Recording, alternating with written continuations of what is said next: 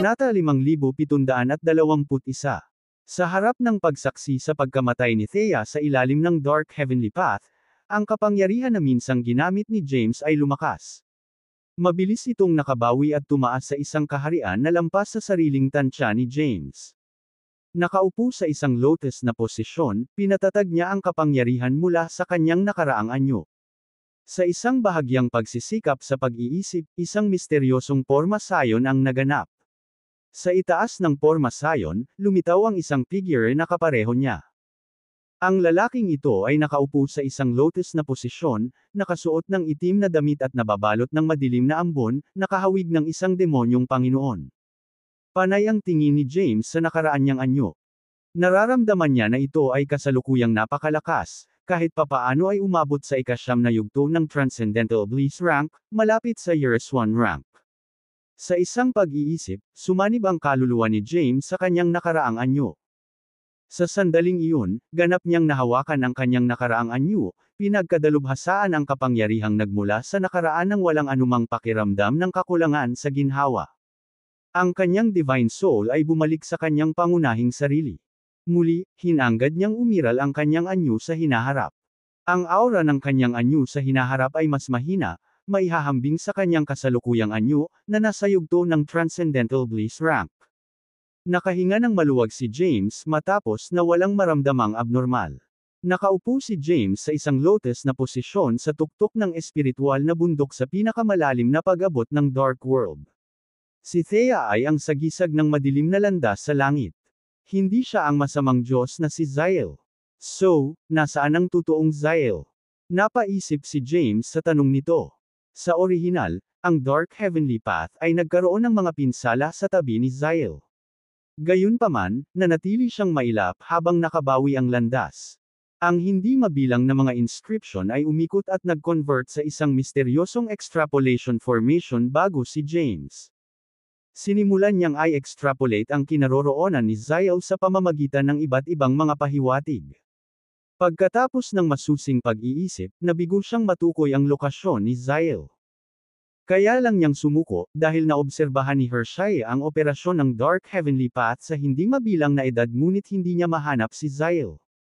Maaaring itago ni Ziel ang kanyang sarili kahit na mula sa Dark Heavenly Path, kaya paano posibleng i-extrapolate ng extrapolation formation ni James ang lokasyon ni Ziel? Napatingin si James sa malayong madilim na espasyo. Sa isang ulirat, tila nasaksihan niya ang hindi mabilang na mahiwagang mga inscription na nagsasangkot, na parabang nakikita niya ang lahat sa madilim na mundo sa pamamagitan ng mga inscripsyong ito. Sila ang mga patakaran, ang kaayusan, ang madilim na landas sa langit, at ang pundasyon ng buong madilim na mundo. Sa pag-obserba sa mga panuntunang ito ng inscription, tila nakita ni James si Thea, na parang ang kanyang figure ay nahayag sa gitna ng mga tuntunin at kaayusan. Ang anino na ito ay si Thea. Tila lumayo siya sa Dark Heavenly Path, o sa halip, ang Dark Heavenly Path ay tila nagsilang ng kamalayan. Sa sandaling ito, isa pang puwersa na hindi kabilang sa kadiliman ang lumitaw sa loob ng madilim na landas sa langit at humadlang sa landas. Mas tiyak, pinigilan nito ang pagsilang ng kamalayan sa loob ng Dark Heavenly Path. Tumingin si James sa malayong kadiliman, naramdaman ang paparating na presensya. Sa sandaling iyon, bigla siyang nagising, hindi napigilan ang kanyang pagkabigla. Evil God Ziel. Bakas sa mukha ni James ang pagtataka. No wonder hindi ko siya mahanap. Matagal na siyang sumanib sa Dark Heavenly Path. Sa sandaling ito, naunawaan ni James na ang dahilan kung bakit ang Dark Heavenly Path ay nagsilang ng kamalayan at nabuo si Thea ay dahil sa pamimilit. Kung walang kamalayan at pagbuo ng mga nabubuhay na nilalang, siya ay makukulong magpakailanman sa isang hanay ng mga tuntunin at kaayusan. Dahil dito, lalamunan siya ni Ziel. Dahil sa nalalapit na banta na ito, napilitan siyang pasiglahin ang kamalayan at transcendence upang tuluyang madaig ang Ziel ng minsanan. Sa lahat ng oras, si Ziel ay nanatiling nakatago sa loob ng Dark Heavenly Path. Sa kasalukuyan, ang kamalayan na nagmula sa madilim na landas sa langit ay nagkawatak-watak. Upang maging mas tumpak, muli itong sumanib sa landas, na nasangkot sa isang paghaharap sa Ziel sa loob ng mga limitasyon ng mga panuntunan at utos na ito. Nakatingin si James sa kailaliman ng dilim. Tila nakikita niya ang dark heavenly path, ang mga patakaran, at mga utos na puno ng kamalayan na tila lumalaban sa isa pang puwersa mula sa kabila ng langit. Sa sandaling ito, naunawaan niya na si Zyle ay hindi kailanman sumailalim sa reincarnation. Sa halip, ang kanyang divine soul ay sumanib sa dark heavenly path. Ang kanyang layunin ay upang makakuha ng kumpletong kontrol sa dark heavenly path at dominahin ang universo. Bilang tugon, ang kamalayan ng landas ay isinilang, lumalampas dito at nagnanais na pigilan ang kanyang pangingibabaw. Ngayon, ang kamalayang isinilang mula sa madilim na landas sa langit ay nabasag at muling sinisipsip dito. Nangangahulugan ito na posibleng kontrolin ito ni Zyle para maging bagong landas ng langit ng madilim na mundo. Kung si Thea ay hindi makatiis at makalaban kay Zyle, siya ay ganap na mamamatay at ganap na mapapalitan ni Zyle. Magiging kapahamakan iyon para sa Dark World. Hindi makontrol ni James ang kapahamakan ng Dark World. Ang kaligtasan lang ni Thea ang inaalala niya sa mga sandaling ito. Pumikit siya at nag-isip ng kaukulang diskarte. Gayunpaman, ang anumang diskarte ay walang silbi sa harap ng ganap na lakas. Ang Zyle ay isang pag-iral sa itaas ng Years 1 rank. Kahit na ang isang Years 1 rank powerhouse ay walang posibilidad na manalo sa isang paligsahan laban sa kanya. Dati, maraming Years 1 rank powerhouses ang nagsanib puwersa, nag-activate at gumuhit sa Dark Heavenly Path para masaktan ng gusto si Zyle. Si James ay kasalukuyang nasa unang yugto pa lamang ng Transcendental Bliss rank, at hindi siya makalaban kay Zyle. Ang pangunahing prioridad ay ang pagtuunan ng pansin ang cultivation upang maiangat ang sarili niyang cultivation realm bago ang Dark Heavenly Path ay ganap na kontrolado ni Zyle. Pagdating ng oras, maaari siyang makipagsanib puwersa sa Dark Heavenly Path at Thea para tuluyang patayin si Zyle. Transcendental Bliss rank, Sever the Seven Emotions, mahinang ungol ni James. Ito ay mahirap, bagaman ito ay tila simple. Tao lang siya. Iniisip niya kung maituturing pa ba siyang tao kung pinutol niya ang 7 emotions. Gayunpaman, ito ay isang proseso ng paglilinang at pagpapabuti ng lakas na kailangan niyang pagdaanan. Kailangan niya itong maranasan. Ang kanyang nakaraang anyo ay umabot sa pinakamataas na ikasyam na yugto ng Transcendental Bliss rank. Ito ay nilikha sa pamamagitan ng kanyang paglilinang na kumakatawan sa kanyang nakaraan. Sa madaling salita, madaling itaas ang kaharian ng kanyang kasalukuyang anyo. Kailangan lang niyang putulin ang 7 emotions para umasenso. Pinaandar ni James ang kanyang aura sa sukdulan, na naabot ang tuktok ng unang yugto ng Transcendental Bliss rank. Sa kawalan, isang malabong, kagalakan, na karakter ang lumitaw sa itaas ng kanyang ulo. Ang karakter na ito ay tila nasa loob ng kanyang katawan, isang hindi nakikitang kadena na nagbuklod at naghihigpit sa kanya. Ang di nakikitang kadena at ang di nakikitang, kagalakan, na karakter ay lumitaw sa isip ni James, na naglabas ng maraming eksena. Ito ang mga sandaling kasama niya si Thea. Hindi ko makakalimutan. Paano ko ito masisira? Bakas sa mukha ni James ang kawalan. Break. Ang aura ni James ay patuloy na tumaas, ang kanyang kapangyarihan ay umabot sa tuktok nito at bumubuo ng isang hindi nakikitang talam na hamampas sa hindi nakikitang, kagalakan, na karakter. Gayunpaman, ang kanyang buong puwersang welga ay mukhang mahina at hindi gaanong mahalaga. Ang paghampas sa karakter ay tila mahina, at ito ay nanatiling hindi gumagalaw, na hindi nagpapakita ng tanda ng pag-crack. Nabigo ang unang pagtatangka sa pagsira sa mga emosyon. Pansamantalang tumigil si James. Para sa kanya, ang pag-ibig ay kumakatawan sa unang sagabal at ang pinakamapanghamong isa.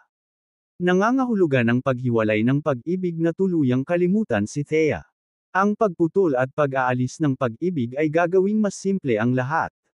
Bagamat ang mga emosyon ay babalik sa kalaunan, ang paghihiwalay sa kanila ngayon ay mahirap para kay James sa yugtong ito. Kakailanganin niya ng ilang oras upang matuno ang lahat. Hanggat ang oras ay sapat na, sa huli ay makakalimutan niya ang lahat. Naglatag si James ng time formation sa paligid niya at umupo sa isang lotus position. Nanatili siyang hindi gumagalaw tulad ng isang estatwa ng bato, nakaupo sa espiritual na bundok sa pinakamalalim na kadiliman. Lumipas ang oras araw-araw. Sa dulo ng Halcyon Road, pinangunahan ni Wyatt ang mga puwersa mula sa Halcyon Road upang ganap na lipulin ang mga nasasakupan ni Zyle. Nagdala ito ng kapayapaan sa madilim na mundo, bagamat ito ang kanilang napagtanto bilang kapayapaan. Muling binuksan ang Halcyon Road pagkatapos ng katahimikan sa Dark World. Ang ilang Years One rank na nabubuhay na nilalang ay umalis sa madilim na mundo sa paghahanap ng mas matataas na kaharian at nakipagsapalaran sa mas malawak na universo. Gayunpaman, ang ilan ay nanatili sa likuran. Nagsimula ang madilim na mundo sa isang maluwalhating panahon. Sa panahong ito, ang mga henyo at powerhouse ay sagana. Nang walang mga hadlang mula sa Heavenly Path, maraming powerhouses ang nakalusot sa Transcendental Bliss rank, at sila ay tumungo sa pinakamalalim na bahagi ng kadiliman sa pagtugis sa mas matataas na kaharian. Natuklasan nila ang isang misteryosong pormasayon sa pinakamalalim na bahagi ng Dark World. Walang nakakaalam kung kailan nagkaroon ng pormasayon na ito, kung sino ang nagtayo nito, o kung ano ang nilalaman nito. Nalaman ito ng isang tao, at mabilis na kumalat ang balita. Kumalat ang balita ng pagbuo sa pinakamalalim na bahagi ng Dark World. Sa paglipas ng panahon, ang lugar na ito ay naging isang ipinagbabawal na zone na walang powerhouse na maaaring pumasok, na ginagawa itong pinakamisteryosong ipinagbabawal na zone sa Dark World. Tinukoy ng labas ng mundo ang lugar na ito bilang Dark Forbidden Zone. Nakaupo si James sa isang lotus position sa loob ng time formation. Habang ang labas ng mundo ay lumipat sa walang katapusang mga taon, ang kanyang karanasan sa loob ng pagbuo ng oras ay mas mahaba. Boom! Isang malakas na dagandong ang umalangaw sa labas ng formation.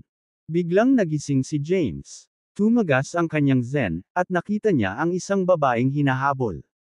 Napalunok siya nang makita ang babaeng ito. Thea. Natigilan siya. Nakaupo sa lugar na ito para sa hindi mabilang na edad upang palabnawin ang lahat sa oras, halos nakalimutan niya si Thea. Ngayon, muli siyang nagpakita. Ito ay ang inner demon. Naintindihan naman agad ni James. Hindi sa totoong nagpakita si Thea, kundi ang kanyang inner demon na lumalabas. Sa kabila ng kakayahan ng panahon na palabnawin ang lahat, ang imahe ni Thea ay nakaukit sa pinakamalalim na sulok ng kanyang isip at kaluluwa.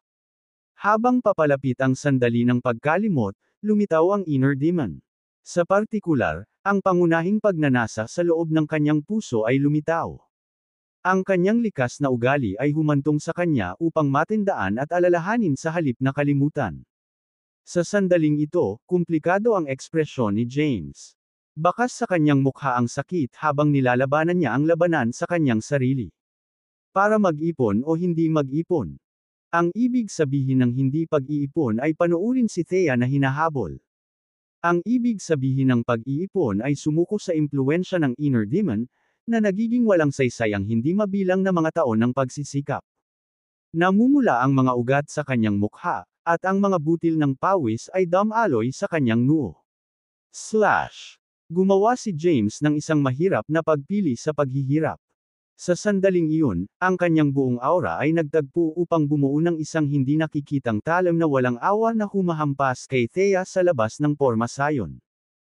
Sa kabila ng pag-upo sa hindi mabilang na edad upang palabnawin ang lahat sa paglipas ng panahon, pinili niyang gawin ang mahirap na desisyong ito sa sandali ng lubos na kailan awan at pananabik. Ang di nakikitang talim ay tumama at pinawi ang lahat sa labas ng mundo. Isa pang slash. Ang lahat ng kapangyarihan sa loob ni James ay natipon at pinutol patungo sa hindi nakikitang mga tanikala sa loob ng kanyang sarili, pinuputol ang lahat ng emosyon at lahat ng koneksyon sa nakaraan. Boom! Tila may dumadagandong na tunog sa loob niya. Nabasag ang hindi nakikitang kadena. Ang gusot ng salitang, pag-ibig, na nagbigkis sa kanya sa buong buhay niya ay naputol, at lahat ng nakaraan ay naputol. Ang unang yugto ng Transcendental Bliss rank ay pag-ibig. Nagmarka ito ng simula at ito rin ang pinakamahirap. Habang pinutol ni James ang lahat ng kaugnayan sa nakaraan, tila pumasok siya sa isang mas malalim na pag-unawa sa universo.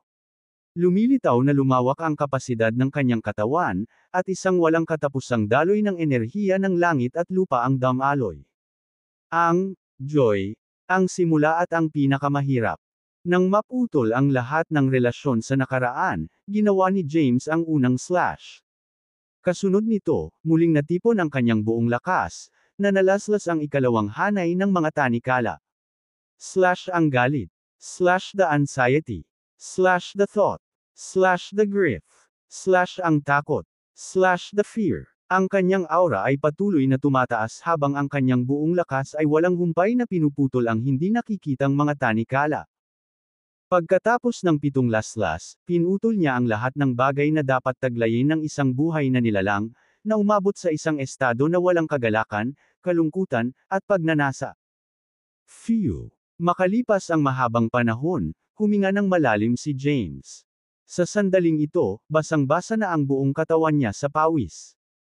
Pumasok si James sa ikawalong yugto ng Transcendental Bliss rank matapos mag-execute ng 7 sunod-sunod na slash. Sa kabila ng pagkamit ng isang mataas na kaharian, nakaramdam siya ng pagkapagod at kawalan ng lakas sa buong katawan. Ang dahilan ay ang 7 laslas ay naubos ang lahat ng kanyang kapangyarihan. Gayunpaman, ito ay pansamantala lamang. Siya ay tumuntong sa isang ganap na bagong taas at lumampas sa isang bagong kaharian. Isang walang katapusang surge ng enerhiya ng langit at lupa ang dumaloy sa kanyang katawan at mabilis na pinataas ang kanyang kapangyarihan. Tuloy-tuloy ang pagtaas ng aura niya. Hindi nagtagal, naramdaman niya ang isang walang katulad na lakas sa loob ng kanyang sarili. Dahan-daang tumayo, hinuyam ang kanyang mga kamao, bumulong siya sa sarili. Ito ba ang kapangyarihan ng pagpasok sa ikawalong yugto ng Transcendental Bliss rank pagkatapos putulin ang 7 emotions? Ang kapangyarihang ito ay lubhang kakilakilabot. Slash the 7 emotions at pumasok sa ikawalong yugto, pagkatapos ay unti-unting bumawi at tumuloy sa ika-9 na yugto, bulong ni James. Ngayon sa ikawalong yugto ng Transcendental Bliss rank, ang susunod na hakbang ay ang dahan-daang pagpapanumbalik ng mga likas na pagnanasa at emosyong likas sa isang tao. Gayunpaman, nadama ni James na ang lahat ay hindi na mahalaga. Hindi niya nais na alalahanin ang kanyang sarili sa mga bagay sa labas ng mundo.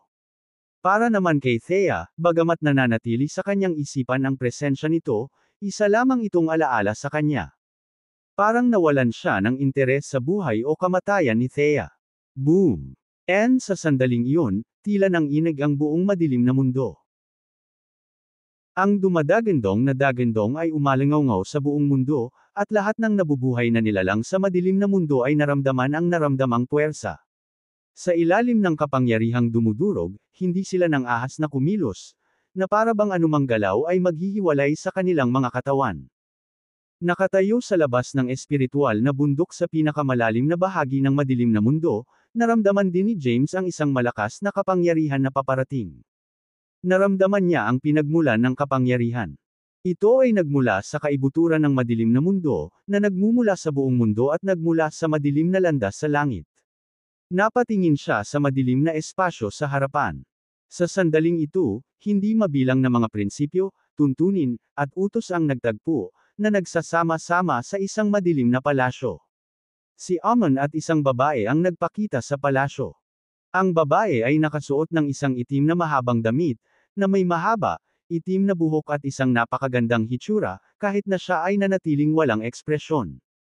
Nakaharap sa kanya ang isang lalaking nakasuot ng itim na damit.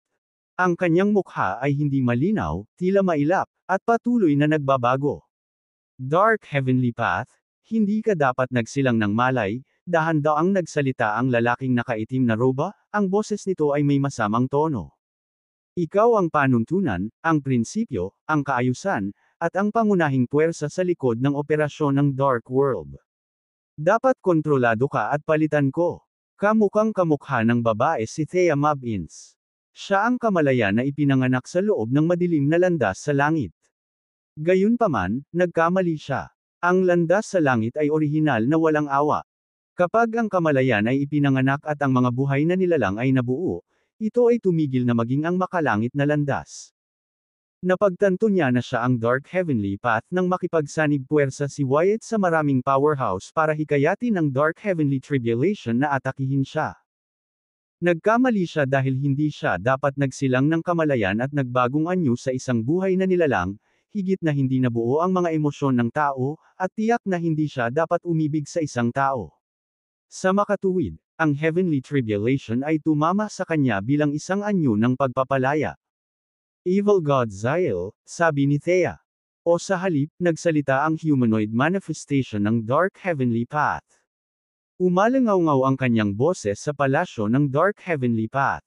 Bilang Panginoon ng Genesis World, tumawid ka sa hangganan para mahawakan itong madilim na mundo. Hindi ka dapat sumama. Ngayong nandito ka na, kailangan kitang patayin. Hehe, marahan na tumawa ng mahina si Zyle na nakasuot ng itim na damit. Nakakatawa. Hindi ko pa nakita ang landas sa langit na nagsilang ng kamalayan. Nakatago na ako sa Dark Heavenly Path sa hindi mabilang na edad, at ngayon ay ganap ko na itong pinagkadalubhasaan. Papalitan na kita. Ganun ba? Walang pakialam na wika ni Thea. Siyempre, hanggat sinisira ko ang kamalayan na ipinanganak sa loob ng Dark Heavenly Path, iyon ay, sirain ka, kung gayon ako ang magiging bagong Heavenly Path ng Dark World. Gagawin ko ang gusto ko sa mundong ito, sabi ni Zyle. Sabi ni Thea, nagkakamali ka. Kahit na kontrolin mo ang Dark Heavenly Path at ako, hindi mo pa rin magagawa ang gusto mo. Sa sandaling kumilos ka ng walang ingat, ikaw ay malilipol. Ang mga buhay na nilalang sa mundong ito ay lilikha ng mga bagong tuntunin at kaayusan. Kapag ang landas sa langit ay kontrolado ng isang tagalabas, ang mga transcendent na buhay na nilalang sa kabila ng landas ay tiyak na lilito at lumikha ng mga bagong tuntunin at utos. Kabanata 5725. You're quite verbose, naiinip na sabi ni Zyle. Ngayon, oras na para lipulin ka. Ang pagsira sa akin ay magiging sanhi ng pagbagsak ng Dark Heavenly Path, at ang universo na ito ay guguho, kalmadong pahayag ni Thea. Matapos bumalik sa kadiliman, nakipag-away siya kay Zyle, ngunit siya ay dahado. Pinagmamasdan ni James ang sitwasyon ng palasyo ng Dark Heavenly Path mula sa labas ng mundo. Nadama niya ang banayad na pagbabago sa kanyang emosyon nang makita si Thea. Siya ay orihinal na pinutol ang 7 emotions, at hindi dapat nagkaroon ng anumang pagbabago sa lakas ng kaisipan. Gayunpaman, ito ngayon ay dahan-daang gumalaw. Ang 7 emotions ay unti-unting lumalabas. Sa isang iglap, pumasok si James sa ika-9 na yugto ng Transcendental Bliss rank, at nagsimulang tumaas ang kanyang aura at lakas. Whoosh! Nang mabawi ang kanyang 7 emotions at pumasok sa ika-9 na yugto ng Transcendental Bliss rank, nawala si James sa kanyang orihinal na lugar at muling lumitaw sa palasyo ng Dark Heavenly Path. Nang makita si James, naramdaman ni Thea ang kanyang aura at cultivation realm. Isang matamis na ngiti ang tuluyang lumitaw sa kanyang mukha. Hindi ka patay, honey. Nang makita si James, saglit na natigilan si Zyle. Pagkatapos, napabulalas siya, imposible. Sumama ako sa Dark Heavenly Path at alam ko ang lahat sa Dark World. Walang bakas ng pag-iral mo sa trajectory ng Dark Heavenly Path. Nakasalubong ni Zyle si James dati. Noon, mahina at parang patay na si James. Sa oras na iyon, hindi siya pinansin ni Zyle. Gayunpaman, narito na naman si James, ngayon ay makapangyarihan at naabot na ang ika-9 na yugto ng Transcendental Bliss rank. Ngumiti ng malapad si Thea. Nasaksihan ang kanyang ngiti, bahagyang nanigas ang katawan ni Zyle. Tapos, parang may naintindihan siya. Ano ba? Bigla siyang nilalamon ng galit. Ang kanyang ilusyon na mukha ay nagbago sa isang nakikita, nakakatakot na mukha na parang ibabaw ng isang bituin, na puno ng mga bunganga at hindi pantay na lupain. Nagplano ka laban sa akin, Dark Heavenly Path. Nanatiling tahimik si Thea habang nakatingin kay James. Ibinuka niya ang kanyang mga braso habang naglalakad papunta kay James, nagbabalak na yakapin siya. Gayunpaman, ang kanyang katawan ay nawala sa hindi mabilang na mga patakaran at maraming mga utos habang papalapit siya at akmang yayakapin siya. Dahil dito ay natarante si James. Nang malapit na niyang harapin si Zyle, sinulyapan siya ng huli at malamig na sinabing, "Get lost, brat." Kalmadong sagot ni James, "Simula nang magkakilala tayo, tingnan ko kung gaano ka talaga katatag." Nagmaterial ang misteryosong porma sayon ni James. Dalawang figure ang bawat isa ay nagkaroon ng hugis sa at sa ilalim ng formation unti-unting. Kinakatawan nila ang kanyang nakaraan at hinaharap na mga anyo.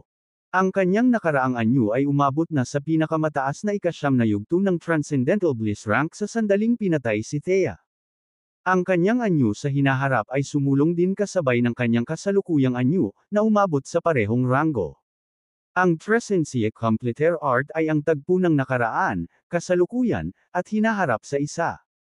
Umabot sa peak ang aura ni James.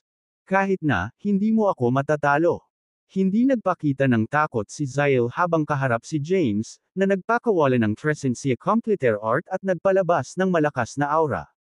Malamig siyang nagsalita, nakabisado ko na ang Dark Heavenly Path, at ako ang Dark Heavenly Path. Ang pinakamamahal mong Thea ay tuluyan ng humiwalay dito. Nag-reincarnate na siya. Ang magagawa mo ngayon ay hanapin siya at protektahan siya. Reincarnate. Kumunot ang noo ni James. Oo, sabi ni Zyle. Tama siya. Hindi ko siya kayang lipulin ng buo. Kung papatayin ko siya, ang madilim na landas sa langit ay babagsak, at ang madilim na daigdig ay titigil na sa pag-iral. Hindi yun ang aking intensyon. Gayunpaman, hindi niya ako matatalo at hindi niya magagawa. Para mabura ako ng tuluyan. Sinubukan ni James na maramdaman ang buong Dark World ngunit hindi niya makita ang aura ni Thea. Sinuri niya ang mga patakaran ng operasyon ng Dark Heavenly Path ngunit walang nakitang bakas ni Thea. Nag-reincarnate. James stared intently at Zyle, saying each word deliberately, "Where has she been reincarnated? Don't lie to me. Thea will return once I kill you." Sa isang pag-iisip, hindi mabilang na mga inscription ang nagtagpo upang bumuo ng isang nagliliwanag na longsword. I'm not lying to you. She has reincarnated into another Genesis world. Bilisan mo, umalis sa madilim na mundo at hanapin siya, mapilit na pahayag ni Zyle. Tila naramdaman ni James ang gulat ni Zyle ngunit hindi niya maintindihan kung ano talaga ang kanyang kinatatakutan. Hindi man lang natakot si Zyle kay Thea sa kanyang pagkakatawang tao sa Dark Heavenly Path. Iniisip niya kung ano ang posibleng ikatakot ni Zyle. Nahulog si James sa pagmumuni-muni. Kabanata 5726. Nagtataka si James sa ekspresyon ni Zyle. Tumingin siya kay Zyle at casual na nagtanong, ano ang Genesis world na binanggit mo?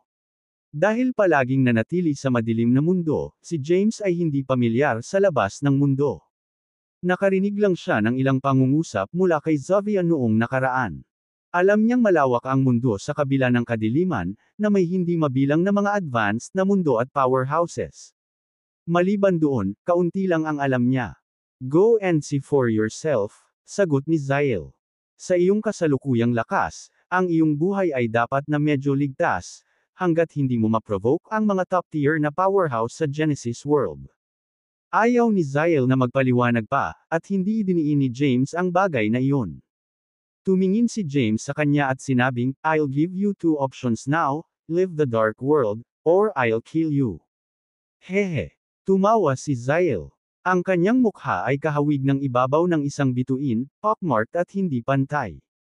Kapag ngumiti siya, ito ay mabangis, nakakatakot, at malalim na matunog. Naniniwala ka ba talaga na natatakot ako sa iyo, brat? Sa isang iglap, umabot sa sukdulan ang aura ni Zyle. Walang takot na ipinakita si James habang nakaharap sa kanya. Bagamat katatapos lang ni James sa ika-9 na yugto ng Transcendental Bliss rank, ginamit niya ang Trescentia Completer Art na pinagsama ang kanyang nakaraan, kasalukuyan, at hinaharap. Ang kanyang lakas ay higit na nalampasan ang Years 1 rank. Lumitaw ang maaliwalas na longsword sa kanyang kamay. Ito ay isang convergence ng hindi mabilang na mga inscription mula sa primevals ng Dark World. Boom! Ang mga nakakatakot na shockwaves ay sumabog mula sa pinakamalalim na bahagi ng Dark World. Lahat ng nabubuhay na nilalang sa madilim na mundo ay nakadama ng takot. Wala sa kanila ang nakakaalam kung ano ang nangyari, at maraming powerhouse ang nag-leak ng kanilang mga zen, sinusubukang imbestigahan kung ano ang nangyari sa pinakamalalim na bahagi ng Dark World.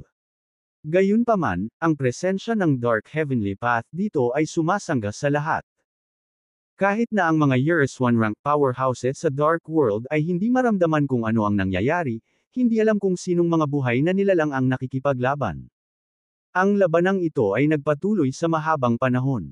Sa pinakamalalim na bahagi ng Dark World, si James ay natatakpan ng mga pinsala, at ang ningning ng kanyang espada ay lumabo ng husto. Sa kabilang banda, nasugatan din si Zyle. Bagamat nasugatan si Zyle, hindi siya mababa kay James sa mga pinsala.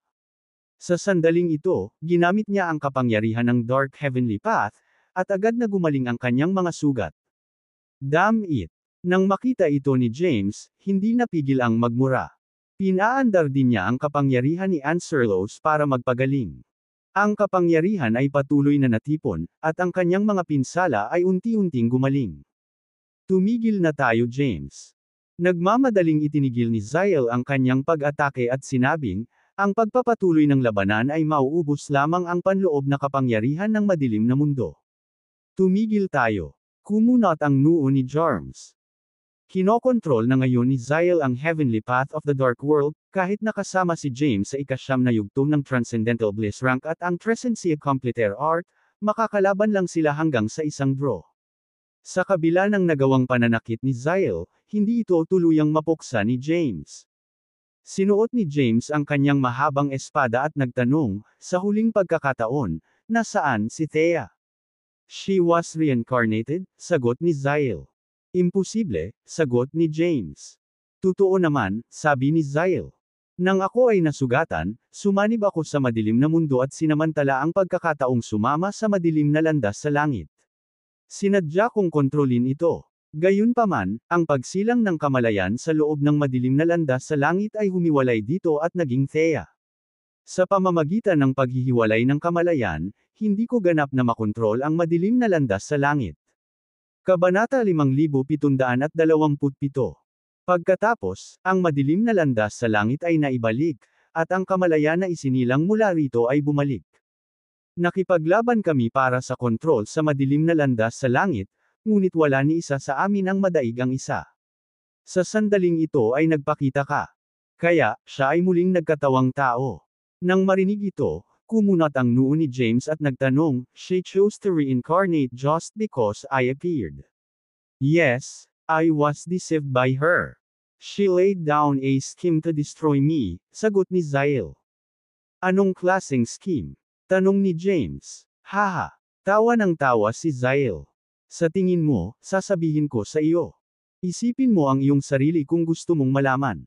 Kung naiintindihan mo ang tukana ng madilim na landas sa langit, o mas tiyak, ang tukana ni Thea, kung gayon maaari mo akong patayin. Gaya mo ngayon, hindi mo kaya. James fell into contemplation, he was pondering the truth behind Zyle's words. Ipinikit niya ang kanyang mga mata, inalala niya ang mga pangyayari noong siya ay nagpakita. Nagpakita muna ng sorpresa si Zyle, pagkatapos ay galit, at sa wakas ay umungal, na nagsasabing, isinasaalang-alang mo ako, Dark Heavenly Path. Kasunod noon ay ngumiti si Thea at naglakad palapit sa kanya, ngunit nawala ito bago maabot. Pwede bang, sa loob ko? Bulong ni James sa sarili. Pagkatapos, sinulyapan niya si Zyle, wala nang sinabi pa, at nawala sa lugar. Nakahinga ng maluwag si Zyle sabay alis ni James. Gayunpaman, hindi nagtagal ay naging malungkot ang kanyang ekspresyon, at hindi niya maiwasang magmura. Damn! Kapag nakalusot ako, ito ang magiging pagkawasak ng buong mundo. Bumalik si James sa lugar kung saan siya naghiwalay noon, ang lugar na tinutukoy bilang Dark Forbidden Zone ng outside world. Lumitaw si Zyle, pero nawala si Thea. Sa kabila ng pakikipaglaban kay Zyle, naguguluhan pa rin si James. Paano nagplano si Thea laban kay Zyle? Bumalik sa ipinagbabawal na lugar, si James ay nakaupo sa isang lotus na posisyon sa tuktok ng bundok, patuloy na pinag-iisipan ang tanong. Gayunpaman, nawala si Thea, at hindi niya maramdaman ang presensya o aura nito. Walang makasagot sa kanyang mga pagdududa. Ang mga pagbabago mula sa labanan sa pinakamalalim na bahagi ng Dark World ay nawala. Pagkaraan ng ilang oras, dumating ang ilang powerhouse upang obserbahan ang sitwasyon, ngunit wala silang nakita. Matapos ang ilang buwang pakikipaglaban kay Zyle, isang espasyo sa dulo ng Halcyon Road ang nabuksan at nabuo ang sarili nitong mundo. Maraming powerhouses mula sa Dark World ang nagbabantay dito. Bagamat nabura na ang lahat ng nasasakupan ni Zyle, may mga powerhouse pa rin sa lugar na ito upang bantayan ang bawat galaw sa kabila ng dilim. Sa sandaling ito, isang itim na ulap ang pumasok. Agad itong lumitaw sa panlabas na gilid ng hangganan ng mundo. Kasunod nito, hindi mabilang na mga mandirigma ang lumabas mula sa ulap. Nangunguna sa kanila ang isang lalaking nasa katanghaliang gulang na nakasuot ng itim na baluti. Nakatayo siya sa matayog na taas na 2 metro, na may matipunong pangangatawan na nagpapakita ng nakakatakot na aura. Atake ng kaaway, atake ng kaaway. Agad na naramdaman ng mga powerhouse mula sa hangganan ng mundo ang pagdating ng mga tagalabas. Mabilis silang nagtipon at nagpakita sa mga pader ng lungsod upang obserbahan ang mga dayuhan. Sa panlabas na madilim na kawalan, ang lalaking nakasuot ng armored attire ay tumingin sa hangganan ng mundo sa unahan. Isang malabong ngiti ang sumilay sa kanyang mukha. Sa wakas ay nasakop mo na ang madilim na mundo, guro. Ang iyong lakas ay aakyat sa bagong taas kapag nakontrol mo ang madilim na mundo at nasisipsip ang madilim na Genesis. Bahagyang ngumiti ang lalaki, at pagkatapos ay may espada sa kanyang kamay. Isang 10,000 metrong swordlight ang lumitaw nang itaas niya ang mahabang espada. Ang swordlight ay bumaril sa kalangitan bago bumaba, umatake sa formation sa gilid ng Dark World. Ang porma sayon na pinagsama-samang inayos ng maraming powerhouse ay gumuho at nagkawatak-watak sa napakabilis na bilis. Kabanata 5728. Ang proteksyon na porma sayon sa dulo ng Halcyon Road ay nabasag. Ang isang malaking bilang ng mga powerhouses mula sa iba pang mga mundo ay sweep in habang ang formation ay gumuho. Samantala, mabilis na inorganisa ng mga powerhouse ng mundo ng hangganan ang mga buhay na nilalang para sa counterattack. Gayunpaman, ang pagsalakay na ito mula sa ibang mga mundo ay mas mabangis kaysa dati. Ang bilang ng kanilang mga powerhouse ay mas malaki kaysa sa nakaraang pagsalakay. Ang mga powerhouse ng mundo ng hangganan ay hindi tugma para sa kanila. Ang hangganan ng mundo ay nasakop. Dumating ang maraming iba pang mga powerhouse sa Halcyon Road, na dumaraan sa Dark World, Ancierlos, at Theagnostos. Maraming mga lahi na pinamumunuan ni Wyatt ang naniniwala na ang Zyle ay naalis na. Matapos tanggalin ang mga nasasakupan ng Zyle, binuksan nila ang Halcyon Road at inilipat ang Theagnostos sa Ancierlos. Sa kasalukuyan, ang Theagnostos ay naging dominanteng puwersa sa Ancierlos at maging sa madilim na mundo. Maraming powerhouses mula sa iba't ibang lahi ng Dark World ang nagtipon sa Theagnostos. Malaking problema sa hinaharap. Ang mundo sa dulo ng Halcyon Road ay nawasak, at isang malaking bilang ng mga otherworldly powerhouses ay nagmamadali patungo sa Dark World. Nang marinig ito, bahagyang nagbago ang ekspresyon ni Wyatt. Agad siyang nagutos, ipakalat ang salita sa lahat ng lahi ng Dark World, tipunin ang kanilang mga powerhouse, at magtungo sa Halcyon Road. Dapat nating pigilan ang mga nanghihimasok sa kalsada at pigilan silang makapasok sa Dark World. Mabilis na nagtipon ang mga powerhouse ng Dark World at mabilis na nagtungo sa Halcyon Road. Malaki ang distansya sa pagitan ng Halcyon Road at ng Dark World. Kahit na ang mga otherworldly powerhouses ay may mataas na cultivation base, ang pag-abot sa Dark World ay nangangailangan pa rin ng ilang oras. Pinangunahan ni Wyatt ang mga powerhouse ng iba't ibang lahi at sumugod sa Halcyon Road. Sa sandaling ito, sa Human Race Heavenly Court sa Ancierlos. Ang panahong ito ang pinakamatalino na panahon para sa madilim na mundo, at ang human race ay umusbong din ng maraming talento at kapangyarihan. Just got word. Nawala na ang mundo sa dulo ng Halcyon Road. Ang mga powerhouse mula sa ibang mga mundo ay sumalakay ng maramihan. Nag-utos si Theagnostos na dapat ipadala ng lahat ng lahi ang kanilang mga powerhouse sa Halcyon Road para itigil ang paglusob. Sa pangunahing bulwagan, si Hetsema ay nakaupo sa unahan. Nang marinig ito, ngumiti siya ng mahina at sinabing, "Bakit ka mag-abala sa lahat ng kaguluhan na iyon? Kahit na umatake ang mga hindi makamundo na powerhouse, mayroon tayong mga top-tier na powerhouse na hahawak sa paglaban." Si Wyatt ay dating ama ni Hetsema, ngunit wala siyang pagmamahal kay Wyatt mula noong kinuha ni Yemima si Thea. Hanggang ngayon, parehong nawawala sina Thea at James, habang ang Theagnostos ni Wyatt ay lumabas sa Ancierlos. Walang nakakaalam kung ano ang nangyari. Naghihintay pa rin ang mga nabubuhay na nilalang ng human race ng balita tungkol kina James at Thea.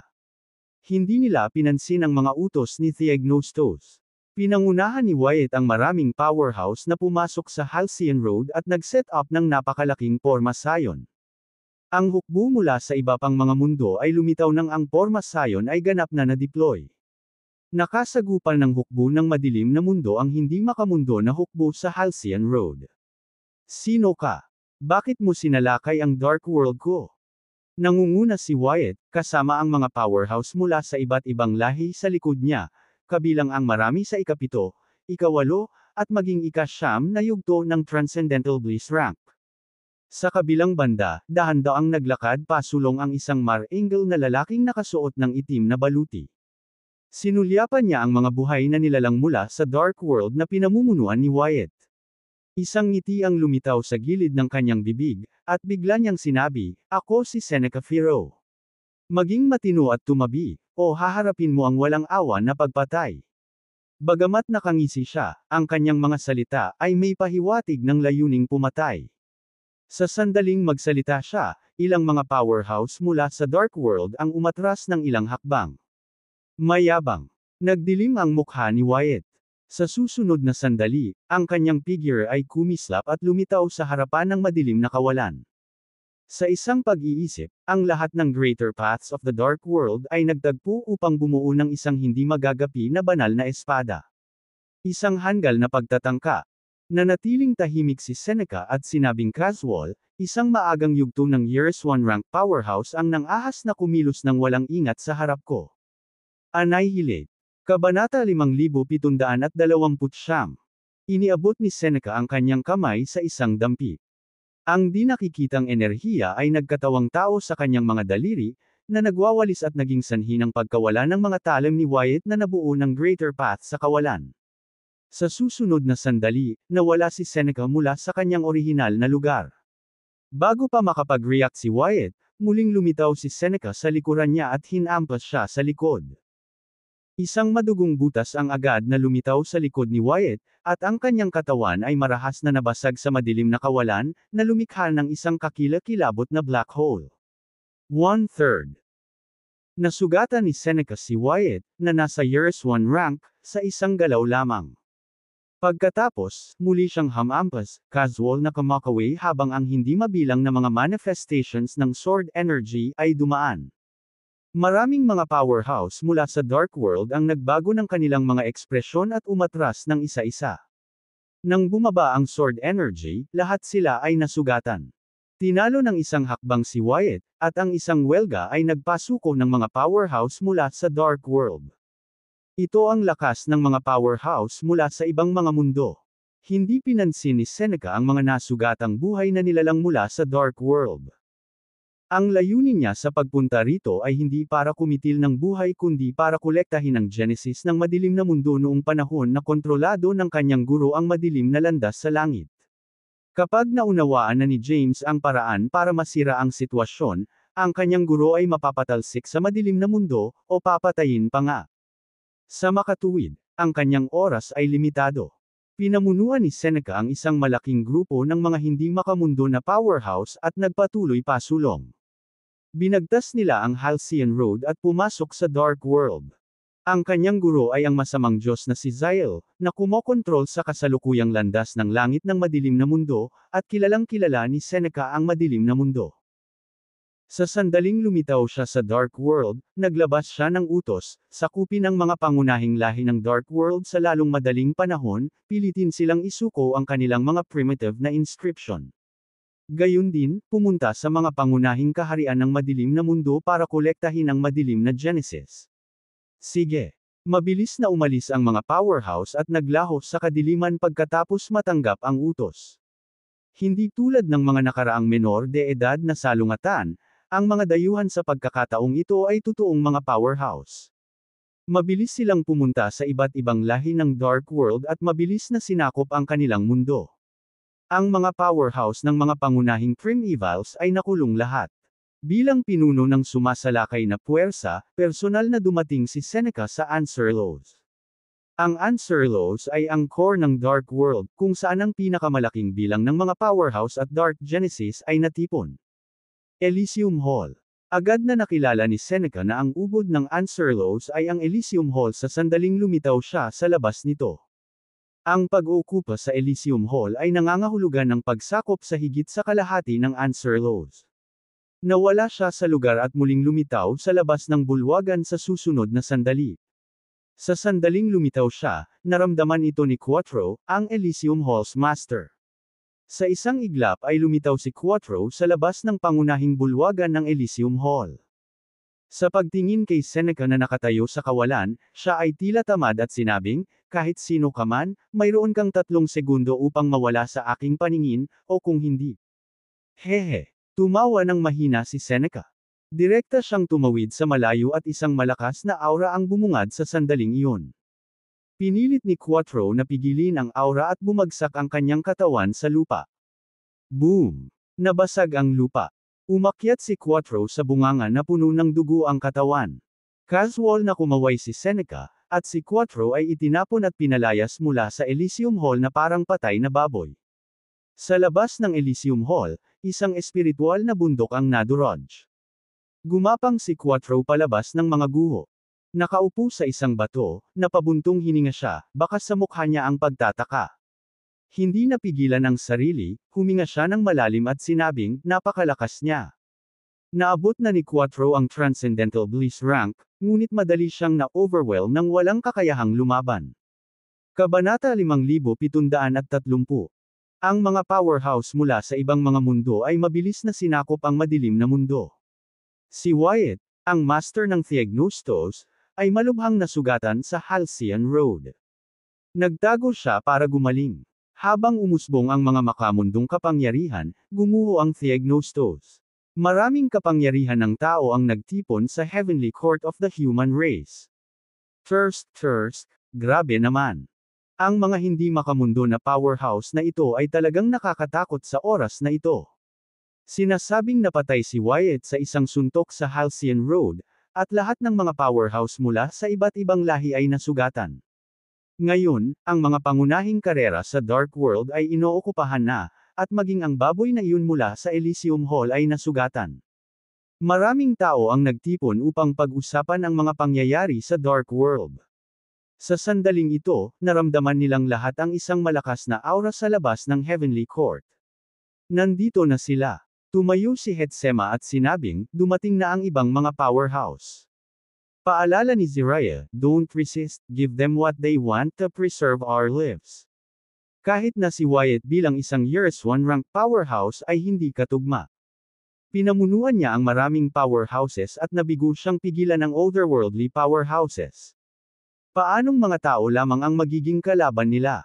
Sa sandaling ito, maraming tao ang tumingin kay Hershaya. Sa pinakamataas na cultivation base sa kanila, na naabot na ang Years 1 rank, hinintay nila siyang magbigay ng pahayag. Gayunpaman, walang nakakaalam na si Hershaya ay disipulo ni James, dahil wala siyang binanggit na salita tungkol sa mga kaganapan sa Halcyon Road. Labas tayo at tingnan natin, sabi ni Hershaya. Pagkatapos, pinangunahan niya ang daan palabas ng pangunahing bulwagan at tinungo ang South Heaven Gate. Maraming tao ang sumunod sa kanya. Mayroon lamang isang buhay na nilalang sa labas ng South Heaven Gate. Ang iba ay nakahinga ng maluwag nang makita ang isa lamang. Ang bagong dating ay si Seneca, ang pinuno ng hukbo sa pagkakataong ito. Si Seneca ay lumitaw sa labas ng South Heaven Gate. Ang kanyang mga kamay sa likod ng kanyang likuran, isang composed expression sa kanyang mukha, at isang mahinahon na boses ang umalangaw-ngaw sa lugar. Ayokong kumitil ng buhay. Isuko ang Heavenly Court, umalis sa human universe, at bibigyan kita ng paraan. Imposible. Isang miyembro ng human race ang nagsabi bago nagsalita si Hershaya, ito ang pundasyon ng ating pag-iral. Ang pagpapaalis sa atin ay mas hindi mabata kaysa sa pagpatay sa atin. Ang ingay kaya. Nagdilim ang mukha ni Seneca, at isang nakakatakot na aura ang lumitaw at nagtagpo upang bumuo ng isang nakamamanghang talim. Namutla ang nagsasalitang miyembro ng human race. Sa sandaling iyon, humakbang pasulong si Hershaya. Naglabas siya ng malakas na aura, na nagbabalak na labanan ang welga ni Seneca. Ang kanyang aura ay natipon upang bumuo ng isang proteksyon na kalasag. Gayunpaman, ang kalasag ay nagpakita ng mga palatandaan ng pag-crack. Sa isang pag-iisip, hindi mabilang na mga inscription ang lumitaw mula sa kanyang katawan at pinagsama sa kalasag. Saka lamang ito nakatiis sa atake ni Seneca. Naharang ang welga ni Seneca, at nagulat siya. Maya-maya, sumili ang isang malabong ngiti sa kanyang mukha. Ulit, sigaw niya. Sa sandali ng matunog na sigaw, umabot sa rurok ang aura. Nakaharap si Seneca sa kanyang kalakasan, kahit si Hershaya ay nagbago ng kanyang ekspresyon at hindi sinasadyang umatras ng ilang hakbang. Sa kabila ng pagiging Years 1 rank, pagkakaroon ng karunungan sa mga primitive na inscription ng human race, at pag-unawa sa maraming primitive na inscription ng Tenebrae race, nakilala niya na hindi siya katugma ni Seneca. Kung sasabak siya sa isang desperadong labanan, siya ay matatalo, marahil hanggang sa kamatayan. Pansamantala, sa Dark Forbidden Zone sa pinakamalalim na bahagi ng Dark World. Si James ay nagmumuni-muni mula noong labanan kay Zyle. Pinag-isipan niya ang solace yung iniwan ni Thea. Bilang isang top-tier powerhouse, alam niya ang mga kaganapang nangyayari sa Dark World. Kabanata 5731. Gayunpaman, hindi masyadong nag-aalala si James tungkol dito. Alam niyang si Zyle ang nasa likod ng lahat ng ito. Sa kasamaang palad, walang magagawa si James sa sitwasyong ito dahil hindi siya sapat na makapangyarihan para lipulin si Zyle. Noon pa lang, naramdaman ni James na ang mananalakay ay malapit nang sasalakayin ang Heavenly Court. Ang cultivator na iyon ay pumasok sa Years 1 rank at tinalo pa si Wyatt, na nasa parehong ranggo, sa isang hit lang. Mabilis na pinakawala ni James ang Trescency Completer at pinagsama ang lahat ng tatlong kapangyarihan ng nakaraan, kasalukuyan, at hinaharap. Itinaas niya ang kanyang kamay at gumawa ng maraming inscription upang bumuo ng espada. Ang espada ay nawala sa manipis na hangin sa susunod na sandali. Ini-teleport ito sa Anserlos kung saan matatagpuan ang Heavenly Court. Bumalik sa South Heaven Gate, napunta si Seneca sa full-on battle mode. Handa siyang ibagsak si Hershaya at sakupin ang korte ng langit.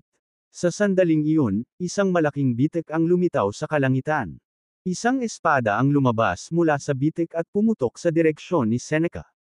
Huminto ito sa harap niya. Mabilis na nag-teleport si Seneca sa di kalayuan dahil nakikita niya ang mapanganib na enerhiya na nagmumula sa espada. Ang espada ay nagpaparamdam sa kanya ng bahagyang pananakot. Biglang nakatanggap ng order si Seneca mula kay Zyle. Matapos makakuha ng bagong tagubilin, sinilip ni Seneca ang mga tao sa paligid niya at bahagyang yumuko. Patawarin mo ako sa panghihimasok. Pagkatapos, nag-teleport siya at nawala sa paningin ng lahat. Sa wakas ay nakadama ng kagaanan ng mga tao pagkatapos nilang maramdaman na umalis na si Seneca. Master. Nagsalubong ang kilay ni Hershaya. Alam niya ang katotohanan na si James ay nagsasagawa ng kanyang closed-door meditation sa Dark Forbidden Zone. Sino yun? Lumapit si Ziraye kay Hershaya. Sino ang gumawa niyan ngayon lang para protektahan ang Heavenly Court? James Caden, sagot ni Hershaya. Halos lahat ng naroon ay nagulat nang marinig ang pangalang iyon. Bagamat matagal nang nawala si James, mayroon pa rin siyang espesyal na lugar sa puso ng kanyang mga tao. Umakyat si Jacopo kay Hershaya. Lady Tahila, alam mo ba kung nasaan ang tatay ko? Tanong ni Zaint, ano ang nangyari noon? Sinundan ng tatay ko si Yemima Dalibor at naglakbay sa mas malalim na bahagi ng Dark World. Anong nangyari sa kanya pagkatapos? Lahat ay nakatingin kay Hershaya na may sabik na tingin sa kanilang mga mata. Nagpasya si Hershaya na huwag nang magpigil pa at ibinahagi niya ang ilan sa mga bagay na alam niya sa mga tao. Ano? Sinasabi nila na ang aking ina ay ang masamang Diyos na si Zyle, at nagtulungan sila upang palitawin ang Dark Heavenly Tribulation at patayin siya. Nagalit ang mga tao matapos malaman ang nangyari. Ipinaliwanag ni Hershaya, si Thea ay ipinanganak mula sa Dark Heavenly Path. Bagaman siya ay nalipol at ang kanyang kaluluwa ay nawasak, si Thea ay hindi lubos na nalipol. Ang kanyang kaluluwa ay sumanib sa Dark Heavenly Path. Huminto si James sa pag-channel ng kapangyarihan ng Trescentia Completaire sa Dark Forbidden Zone. Kasabay nito, ang espadang ipinadala niya sa South Heaven Gate ay unti-unting naglaho habang ang mga inscription ay nagkawatak-watak. Nanatili si James sa parehong posisyon sa tuktok ng bundok. Habang nakatingin siya sa dilim sa di kalayuan, malabong nakikita ni James ang hugis ng mukha. Ang mukha ay sumilay sa kanya ng isang masasamang ngiti. Tila naghihintay na purihin ito ni James sa hindi pag-angkin o pagsira sa korte ng langit. Walang pakialam si James sa mga panunuyan ni Zyle. Ipinikit niya ang kanyang mga mata at nakatuon sa kanyang pagsasanay at paglilinang. Gusto ni James na umabant sa Years 1 rank. Kasabay nito, sinisikap niyang malaman ang solusyon na naisip ni Thea. Kabanata 5732. Hindi mabilang na mga casualty ang maaaring matagpuan sa Dark World matapos ang mga superior cultivator na hindi kilalang pinanggalingan ay sumalakay sa kanilang mundo. Gayunpaman, ang human universe ay ang tanging lugar na hindi nagdusa ng parehong kapalaran.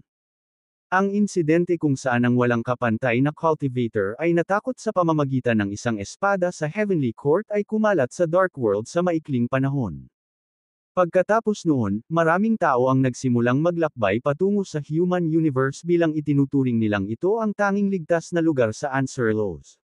Gayunpaman, mabilis na kumilos si Hershey sa pamamagitan ng paglalagay ng selyo sa human universe upang pigilan ang anumang nilalang na makapasok.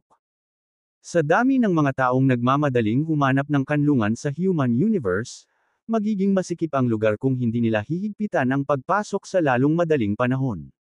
Hindi kayang ilaan ni James ang kanyang atensyon sa mga lugar sa labas ng human universe.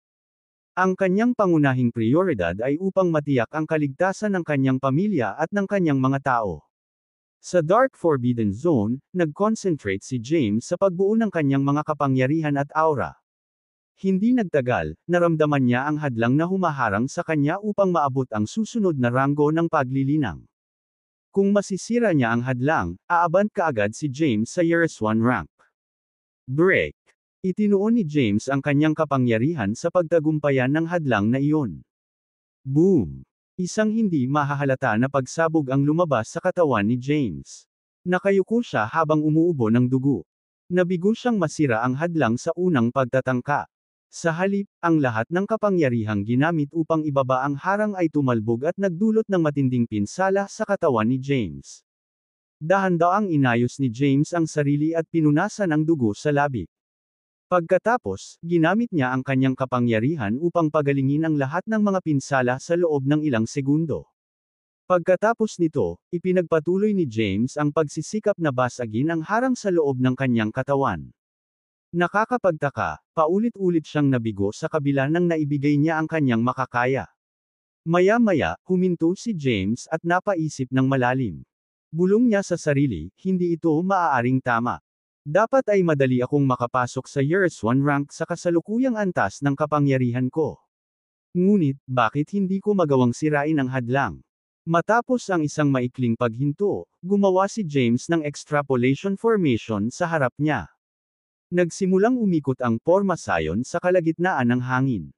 Pagkalipas ng ilang minuto, natanggap ni James ang mga resulta ng kanyang extrapolation.